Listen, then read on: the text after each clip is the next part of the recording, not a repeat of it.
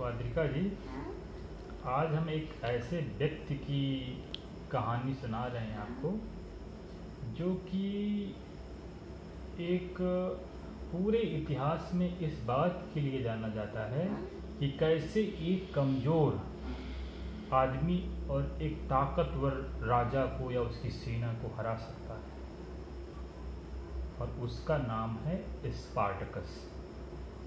Spartacus एक Roman गुलाम था,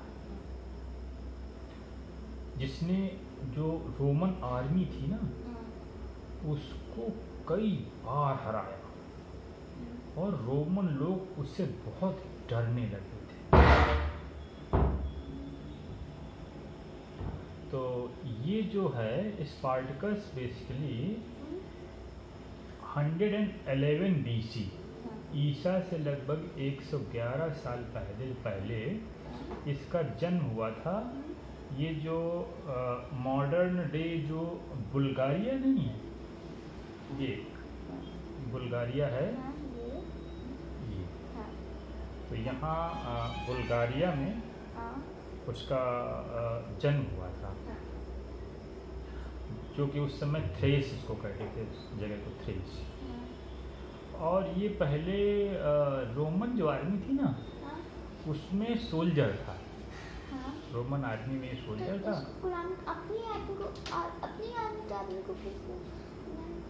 वो किसी कारणवश, या तो वो किसी ने कुछ गलती कर दी होगी, या जो भी बात रही हो, तो इनके लोगों ने फिर क्या किया कि रोमन्स ने पकड़ लिया इसको और गुलाम बना दिया, और गुलाम बना करके इसको बेच दिया एक व्यक्ति को।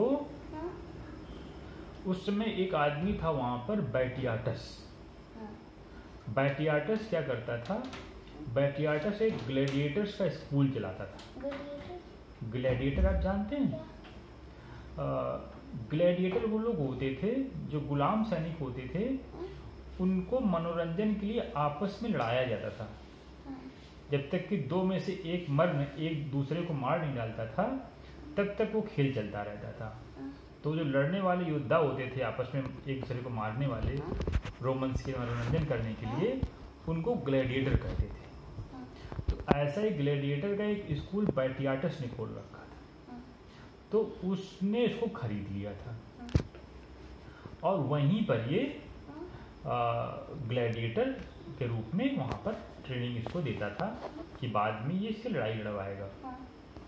लेकिन क्या हुआ कि एक दिन वहाँ के जो गुलाम थे उसके स्कूल के, बैटियाटस के स्कूल के गुलाम थे, उन लोगों ने विद्रोह कर दिया, और वहाँ से लगभग जो 70 गुलाम थे, वहाँ से वो स्कूल के तोड़कर भाग निकले, और तमाम किचन के जो चाकू और वगैरह हथियार थे, उनकी सहायता से उन्होंने विद्रोह किया था। और फिर जो उनकी ट्रेनिंग के लिए जो उनको हथियार वगैरह दिए जाते थे, वो सब उन्होंने ले लिए।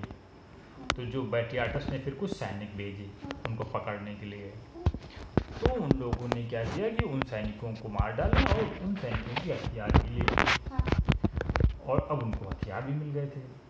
फिर उन्होंने जो तमाम गाँवों में हमला कर दिया, और वहाँ जो गुलाम काम करते थे उनको अपनी सेना में मिला लिया, और वहाँ से फिर वो काफ़ी कई सौ संख्या में हो गए। और जब काफ़ी किसमें वो भी था? कौन था? स्पार्टकस। ये सब जो है स्पार्टकस के नेतृत्व में ही हो रहा था ये सब। और फिर एक इटली में एक ज्वालामुखी पर्वत है। ज्वालामुखी पर्वत जानते हैं आप? जब ज्वालामुखी कोई फूटता है तो उसके साथ बहुत सारा एक ऊंचाई में लावा इकट्ठा हो जाता है, और जब वो ठंडा हो जाता है तो एक पर्वत का आकार ले लेता है। तो वो जो है वहाँ पर ही जाकर के अपना सब जमा हो गए, जाकर के ऊंचाई में, कि कोई अब हमसे लड़ने आएगा, हराने आएगा, तो यहाँ से उसको हराने में आसानी होगी। तो फिर जो रोमन्स हैं उन्होंने एक अपना सेनापति को भेजा, लगभग 5000 सैनिकों को लेकर के, कि जाओ और उनको पकड़ कर ले आओ या मार डालो। तो वो इससे डरता था, स्पार्टकस से। और दूसरा क्या है कि वो ऊंचाई में थे और इसको नीचे से जाना था, तो उसको लगा नीचे से ऊपर जाकर लड़ेंगे तो हार जाएंगे। तो वहाँ जाने वाला एकमात्र जो रास्ता था वहाँ पर वो घेराबंदी करके बैठ गया कि जब इनको कुछ खाना पानी नहीं मिलेगा तो ये भूखे हो जाएंगे, भूखों मरने लगेंगे, तब आकर ये सरेंडर कर देंगे। इस तरह उसने वहाँ पर घेराबंदी कर ली।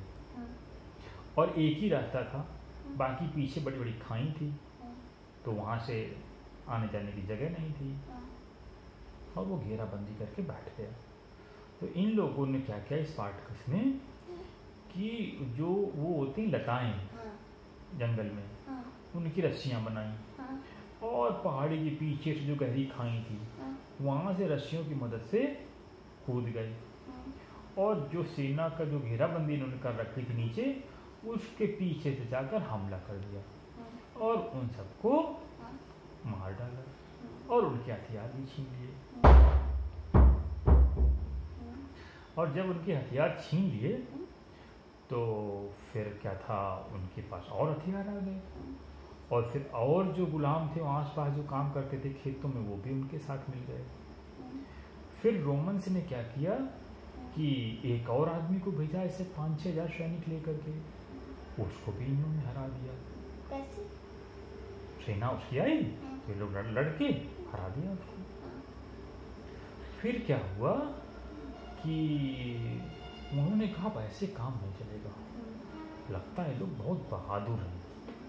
तो उन्होंने 2 लोगों को भेजा, 2 कमांडर को भेजा और दोनों को 30 हजार सैनिक लेकर भेजा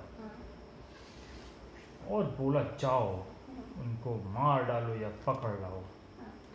तो फिर क्या था, इसने जो स्पार्टकस था इसने अपनी सेना को 2 भागों में बांट दिया।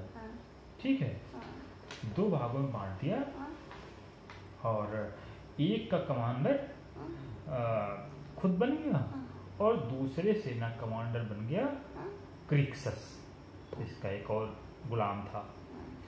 तो जब वो दोनों सेनाएं 2 अलग अलग तरफ से बढ़ी इनकी तरफ, तो एक सेना ने पहले क्रिक्सस के साथ जो सेना थी, इसका जो साथी था, उस पे हमला किया और उनको हरा दिया और उसकी सेना में लगभग 30 हजार सैनिक थे, उनको मार डाला। मतलब 30 मतलब कौन हारा? जो इसका साथी था स्पार्टकस का, वो हार गया। और फिर क्या हुआ कि उसने सोचा अब जाकर के उसको हराता हूँ जाकर के स्पार्टकस को। दूसरा जो था वो भी स्पार्टकस की तरफ बढ़ रहा था और ये लोग सोच रहे थे कि स्पार्टकस को बीच में घेर लेंगे, एक तरफ से हम और एक तरफ से वो। लेकिन इसने क्या किया कि जल्दी से जो पहला जिसने उसको हराया था क्रिक्सस को, इसके साथी को, उसकी तरफ बढ़ा और उसकी सेना को हरा दिया। किसको?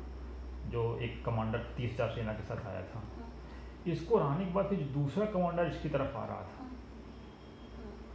उसको भी हरा दिया। किसने? इसने, स्पार्टकस ने। उसके पास भी 30 हजार सेना थी। इस तरह दोनों सेनाओं को इसने हरा दिया और इनके सब हथियार छीन लिए।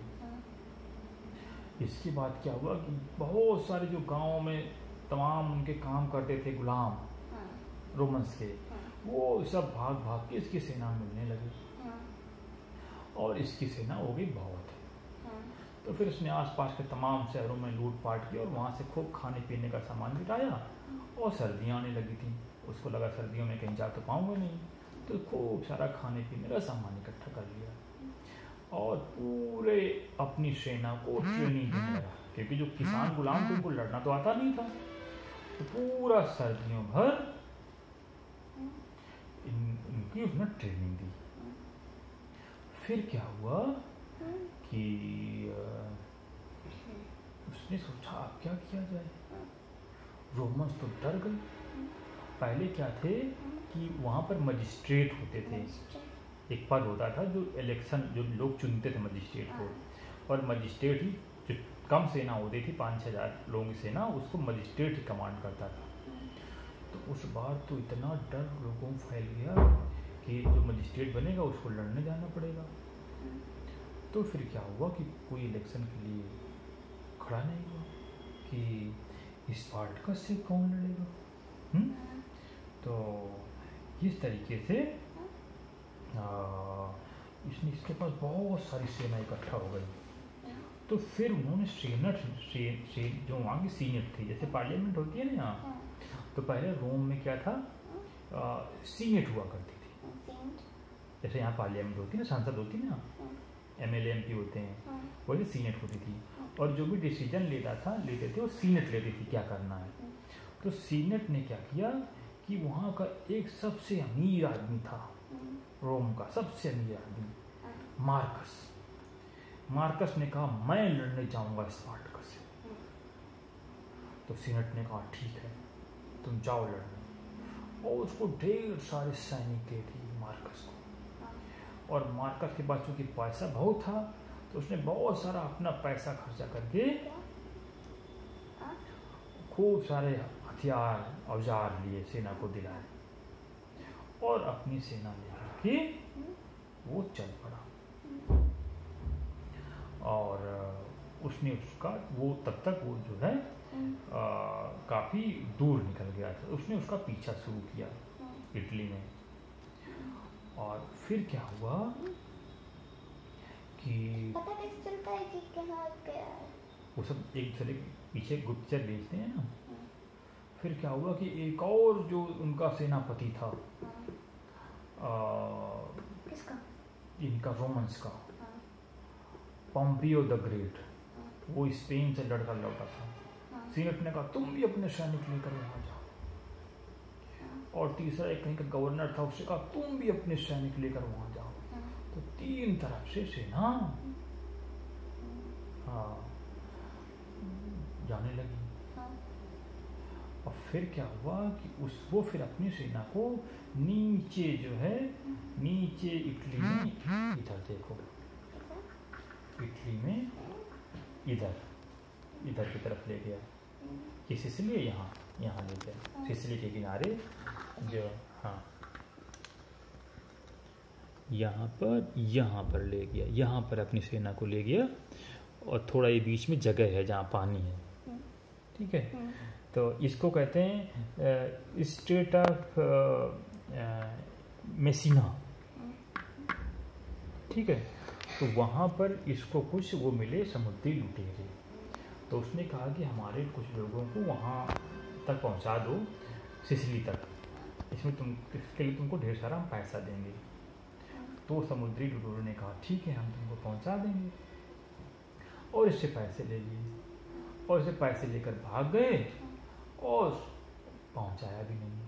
अब ये बीच में फंस गया, तीनों तरफ से सेना आ रही थी। और फिर क्या था, जो मार्कस था उसने पीछे अपनी यहाँ इधर सेना लगा दिया, पीछे यहाँ इटली में सेना लगा दिया। आगे पानी था और पीछे सेना से उसने घेराबंदी कर दी। अब उसको खाना कहाँ से मिले, उधर चारों तरफ से सेना आ रही थी और वो फंसा दिया था इसको, बीच आगे घेर लिया था, खाना मिल नहीं रहा था। तो एक दिन खूब बर्फीला तूफान आया। जब तूफान आया तो इसने उन पे हमला बोल दिया, मार्कस की सेना पे एक जगह। और उसकी चार दीवारी सेना की जहाँ उसने घेराबंदी की तोड़ करके निकल गया। तो रोमन्स जो है डर गए। और जब पोम्पियो द ग्रेट था उससे कहा जाओ जल्दी अपनी सेना लेकर जाओ, उसकी सहायता कर। अब इसको मालूम हो गया स्पार्टकस को कि 3 तरफ सेना आ रही है, मैं कैसे जीत पाऊंगा। तो उसने क्या किया कि फिर इससे मार्कस से बोला कि हम लोग संधि कर लेते हैं। तो लोग, क्योंकि मार्कस चुनाव लड़ना चाह रहा था सीनेट का वहाँ रोम में, तो उसको दिखाना था कि मैं इतना बड़ा युद्ध जीत सकता हूँ। तो फिर इसने संधि करने से मना कर दिया। और फिर इनका स्पार्टकस और मार्कस की सेनाओं में फिर ये एक तरफ दूसरी तरफ जाने की सोचा कि उधर से निकल जाऊं। तो जो तीसरी सेना थी वो आ रही थी उधर से, तो इसने सोचा मार्कस से युद्ध ही किया जाए, और मार्कस से और इसकी सेना फिर दोनों आमने सामने भिड़ी, और दोनों सेना बहुत बहादुरी से लड़ रही थी, खूब एक दूसरे को मारा काटा, कोई सेना पीछे हटने के लिए तैयार नहीं थी। फिर स्पार्टकस ने देखा कि मार्कस सेना के पीछे है, घोड़े पे सवार, काफी लोगों से घिरा हुआ अपने, तो ये पूरी बहादुरी से मार्कस की तरफ मारने के लिए बढ़ा अकेले ही, और बहुत सारे लोगों को मारते हुए मार्कस की तरफ बढ़ा। उसको लगा कि मार्कस को मार दूंगा तो ये हार जाएंगे, भाग जाएंगे, उनका सेनापति मच जाएगा। लेकिन उसके बहुत सारे अंगरक्षक उसको घेरे हुए थे, और सब ने मिलकर इसको घेर लिया स्पार्टकस, और ये अकेला पड़ गया। जब ये अकेला पड़ गया तो फिर इसको उन्होंने घेर करके मार डाला, और इसकी सेना हार गई। और कुछ जो बचे हुए सैनिक थे वो भागे, तो उधर पोम्पियो अपनी सेना लेके आ रहा था, तो उसने पकड़ के मार डाला, और इस तरह इसकी हार हो गई। लेकिन ये 3 साल तक रहा इटली में, और पूरी कितने साल में मरा?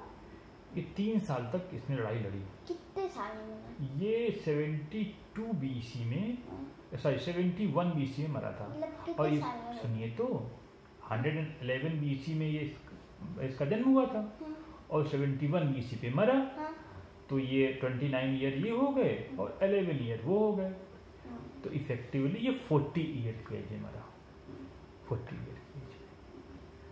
और 3 साल तक पूरी रोमन सेना परेशान रही, सब भयभीत हो गए कि कब स्पार्टकस आ जाए, कब स्पार्टकस रोम पे अटैक कर दे। और सिर्फ गुलामों की सेना बनाकर उसने इतनी बड़ी रोमन आर्मी को चैलेंज किया।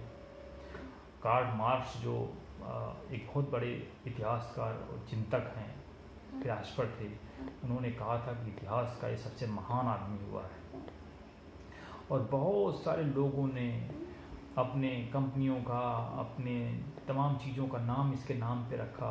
बहुत सारी फुटबॉल टीमें स्पार्टकस के नाम से रखी गईं। और अब तो कोई भी आदमी, अगर कोई गरीब आदमी बड़े आदमी से लड़ता है, उसको हराता है, तो लोग कहते हैं देखो ये स्पार्टकस देखो। और अभी जैसे लालू यादव के बारे में कुछ लोग कह रहे थे कि भारत का स्पार्टकस है, वो इसीलिए कह रहे थे कि वो लोगों का कहना है कि वो गरीब लोगों की तरफ से लड़ रहा था अमीर लोगों से, और इसीलिए उसको लोग जेल में डाल दिए, ऐसा लोग कहते हैं। इसीलिए कई लोगों ने अभी जब उनका जन्मदिन था तो लोगों ने उसको स्पार्टकस बोला ये अपने यहाँ का स्पार्टकस है। इस तरह पूरी दुनिया में तमाम जगह जगह लोग, जो कमज़ोर लोग अपने जुल्म के खिलाफ, शोषण के खिलाफ लड़ रहे हैं बड़े लोगों से और जीत रहे हैं, लोग कहते हैं देखो ये स्पार्टकस है। क्योंकि पहली बार स्पार्टकस ने इस तरह दिखाया था कि कमज़ोर और गुलाम लोग भी बड़ी बड़ी सेनाओं को हरा सकते हैं।